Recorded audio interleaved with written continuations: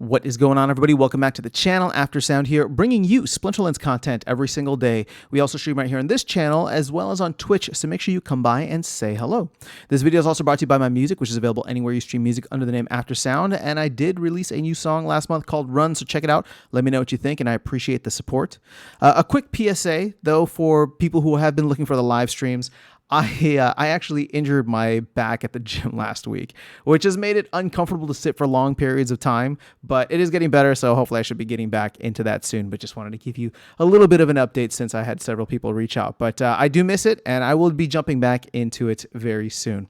Let's actually go over the most recent, the most recent release, which sadly did not include the survival mode that I was really hoping that it would.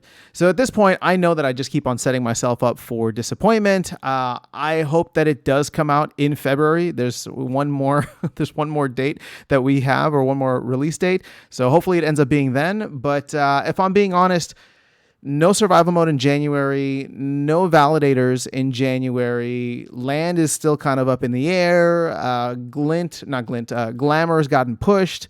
This is going to be the third straight release that, yes, we are getting something new, and I'm going to talk about in a second, but this is not like the hot start that I was hoping for. So just being honest with you guys, because I know I'm going to get a lot of flack for that if I just come out and I'm just like, this is awesome.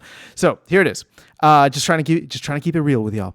All right. So we did get the training mode, which is the kind of not challenge, but the practice mode, essentially revamped. We did explore this last week during one of the live streams where they put training mode as well as survival mode on the map server. So we tested it out.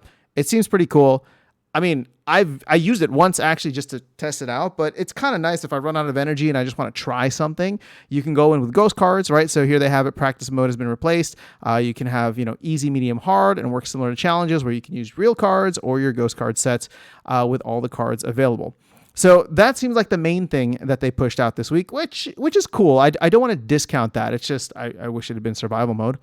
And then the other thing here, I'm not going to go through everything that they had, but just real quickly, here let's cover some of the top ones, and then I'm going to get back to this. The minimum rental price was increased to 1 DEC instead of 0.1, and this is per a past proposal, which I did not think that they were going to implement, but it looks like they did. Armored Strike and Lookout got some new descriptions. There's a new Dark Energy land management page, so that's just a cool kind of quality of life update.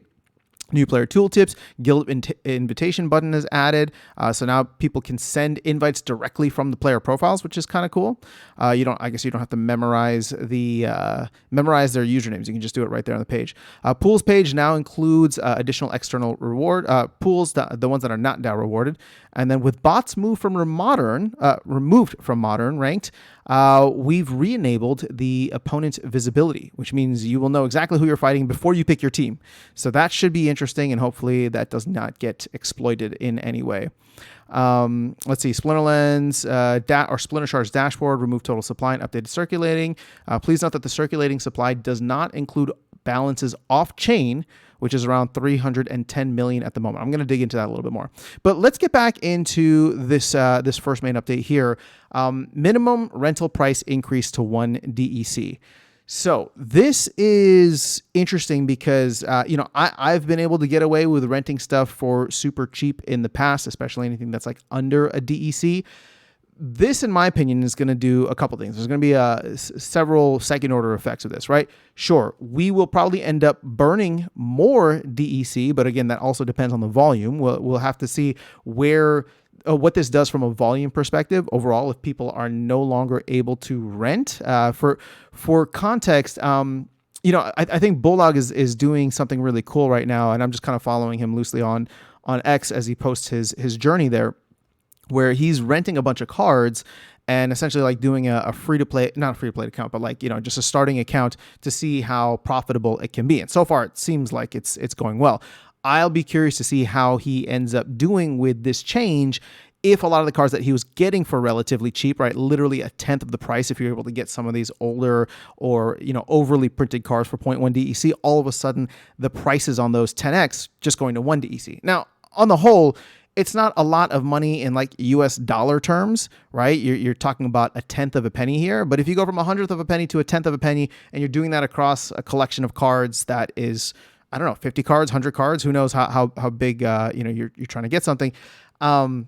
They it could start to add up. That being said, the fact that there is a minimum now should hopefully help. I mean, I'm, again, free market guy, so I'm not the biggest fan of like price controls, but I do think, let me put it this way. We had to set the minimum somewhere, right? So there is going to be a minimum price. There's going to be price control in one way or another. Whether we set it at 0.1 or we set it at 1, it is an artificial floor, because I think those cards probably could have gone for cheaper. They probably could have gone for 0.01 or 001 DEC if we had allowed them to. But since we're setting the floor, let's see what happens with cards now, and hopefully this will be good for the rental market overall. Although I can see it being a 1 step back, 2 steps forward type of situation, at least initially, until the market reprices itself accordingly. So we'll see what happens with that. But I'm actually curious to know, for those of you who do rent a lot, is this something that is already immediately impacting you? I know that, I can't imagine there's so many cards that go for like 0.1 or 0.2 DEC that are like max level. If people were renting cards at like the lower levels, then that would make a lot more sense, which kind of, again, hurts our newer players coming in that used to be able to rent cards, just level 1 cards or bronze level cards for 0.1. Well, now all of a sudden they're pushed to 1, right? 1 DEC. So we'll have to wait and see how that plays out. But I'm curious to know your perspective and your experience on that.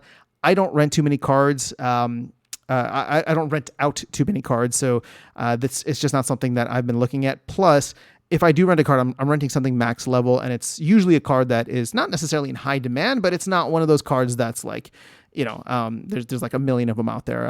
I guess what I'm primarily looking at is either Chaos Legion reward cards or Chaos Legion, maybe the core set as well. Some of those cards at the bottom of the barrel. But that is all I have for you guys this video. Let me know your thoughts in the comments below. Otherwise, I'll catch you all in the next one and see you around the game. Take care.